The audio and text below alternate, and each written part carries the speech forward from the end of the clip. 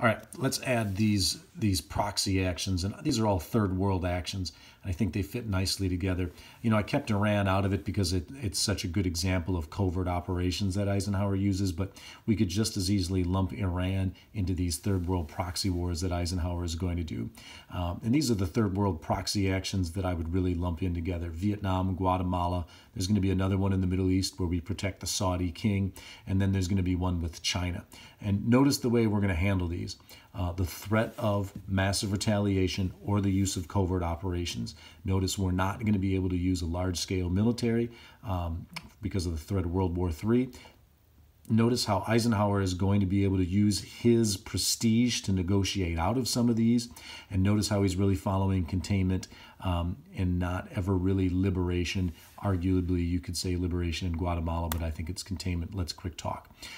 All right, Vietnam, you know all about Vietnam. There's Vietnam just south of China. The French, this used to be a French colony. The French want help there trying to regain their colony after World War II. As you already know how this goes, France loses this war in Vietnam. However, we were paying for about 80% of the costs of the French as they tried to hold on to Vietnam, but it's an absolute disaster. Vietnam is going to be the beginning of this domino theory. We'll talk about that as we move into Kennedy. But in 54, France asks Eisenhower for troops, and I think any other president would have been like, yep, we got you, no problem. But Eisenhower's response is, nope. And he can pull this off because he's Eisenhower, and who's going to question his military judgment? I mean, this dude landed troops at D-Day, so you're going to come out and question his judgment on whether troops should be sent to Vietnam. And so France loses the war in Vietnam, shockingly. The problem is, and I think to Eisenhower's credit, there's a lot of people saying get involved and use nuclear weapons, specifically his vice president, his secretary of state, his joint chiefs of staff, his National Security Council, and basically the Republican Party saying, look, let's go in, retake Vietnam, because the guy that's taking away from France is Ho Chi Minh, who's a known communist. And so you need to do something about this. But I think Eisenhower's 5 stars allow him to deflect all of these people because the Republican Party sure as hell didn't defeat Hitler, and the National Security Council sure didn't land at D-Day, and the Joint Chiefs of Staff, okay, your military, you've got some military acumen, but where were you on D-Day, and where were you in World War II, and yeah, where were you? And so I think he's able to shut these people down in terms of using this. And look at how Eisenhower sort of backs down here. We create a Geneva Accord coming out of this. We actually sit down with the Soviet Union, which is weird because this is about Vietnam. But we sit down with the Soviet Union and we come up with an agreement in Geneva, which is in Switzerland, and we say, okay, guys, here's what's going to happen. Vietnam is going to be divided in 2. The northern half of Vietnam is going to be communist. The southern half is going to become democratic under the leadership of originally a guy named Bao Dai and then a guy named Vo Nguyen Diem. We'll just focus on Diem to keep it simple. So we've divided it in 2. What's supposed to happen is in 1956, this was in 54. In 56, Vietnam's going to have an election whether they want to be under the leadership of Ho Chi Minh in the north or whether they want to be under the leadership of a guy named Vo Nguyen Diem in the south. So that's what comes out of this.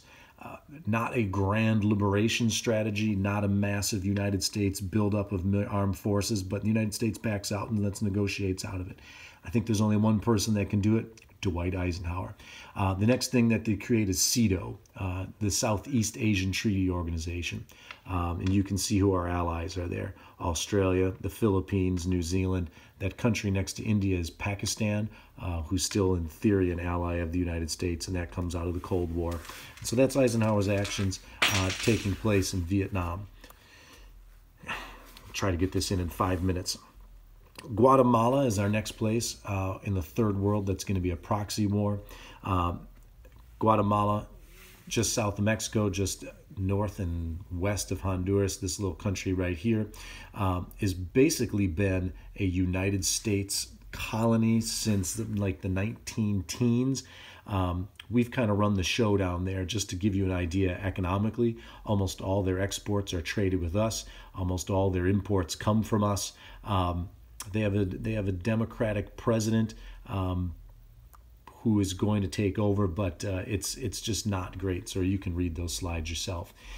This is what happens. They have an election in 1950 in which they elect a guy named Jacob Arbenz. I know that my Spanish is bad. I believe it's Jacobo Arbenz, but we're just going to go with Jacob.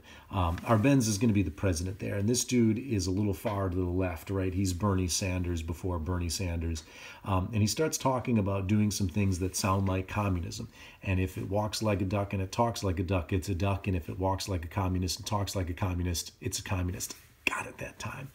So a couple things that he does. First off, he legalizes the Communist Party. That's a no-no. Then he issues Decree 900, which is going to take land from American companies and give them to the poor. And there's nothing more communist than taking from the rich and giving to the poor. And so the United States is going to highlight this guy as communist problem number one.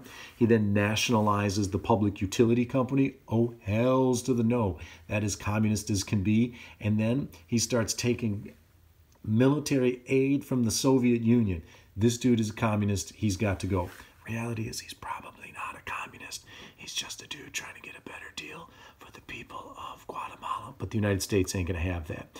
The big company that's super upset is the United Fruit Company. They've since changed names. You know them better as Chiquita. So if you look at your bananas and they say Chiquita Banana, they're just the United Fruit Company. The other company that's super upset is Wrigley because they get all their, I guess it's pronounced chicle, for their gum from there. Both of these companies are major landholders that are losing tons of land in this redistribution of wealth to Latin American, to Guatemalan families. This leads to a huge campaign by the United Fruit Company to push Arbenz as a communist to members of the United States government. And thank goodness they have some friends, because Alan Dulles, the head of the CIA, sits on the board of the United Fruit Company, and his brother, John Foster Dulles, is the Secretary of State. And his law firm represents the United Fruit Company. And both of those are major shareholders. So there's this weird, like, quasi-government, quasi-corporate crony capitalism going on in all of this. And the United States is led to intervene. If you want more detail on this, fantastic Wikipedia reading, go check that out. The United States intervenes. The CIA creates something called Operation PB Success. I have zero idea what PB stands for. Maybe peanut butter, maybe lead, not sure. Look it up. Have fun. There's a research project for you because you have nothing better to do, and you're actually watching this video because you really have nothing better to do. So the CIA trains about 150 Guatemalan revolutionaries led by a guy named Castile Armas, which loosely translates into Castle Guns. Baddest ass name ever. The CIA trains them. And then the CIA starts using some planes to drop bombs over the capital of Guatemala during, bombs is the wrong word. We drop dynamite to make it sound like there's bombs. There's a fair amount of corruption in Guatemala. There's a fair amount of unrest already. Again, we're exposing the unrest in Arbenz's government, and we're using this Castile Armas and his group to expose more unrest. And when they attack the capital, the Guatemalan army sides with Armas and the revolutionaries as opposed to Arbenz. Arbenz flees the country. And so the CIA exposes again some of this unrest that's in the country, and the government turns over to Armas, and he becomes the dictator of the country. John Foster Dulles releases a statement saying the Kremlin has attempted to invade, and they've been turned back by the Guatemalans themselves, which has kernels of truth to it. And the UN demands an investigation, and the United States gets that tabled and says the Organization of American States, OS, should be the ones doing this investigation. And then when it gets to the Organization of American States, the United States hides it. So no investigation is ever done into this revolution. Our main man, Armas, takes power and kills basically all the union leader and peasants that won't give land back. All the foreign companies that had land taken from them are given their land back. A bunch of pro-labor laws that were passed under Arbenz are repealed to make this super enticing to U.S. companies to come back in. And about $80 million is injected into Armas's government to get the economy up and functioning in that wonderful country. So I guess this calls into question how much of a containment policy was this, how much of a proxy war was this, and how much of this was crony capitalism going on. I guess that's up to you. The one thing that does come out of this, which is super obscure, is called the Miller Doctrine. And the United States has now declared that we will be prepared to employ political, military, and economic measures in order to weaken Soviet ties with any Latin American countries that attempt to try to be friends with the Soviet Union. We're throwing our Organization of American States agreement to the side in order to have this nice doctrine called the Miller Doctrine. We'll get into more Latin America as we go on. That's about 10 minutes, so I'll leave you guys alone. Stay safe. We'll talk to you soon. Hello, thanks. Hello, my dad deleted the other video. Hello, thanks for tuning into this day's. Thanks for tuning into this lecture about Dwight Eisenhower and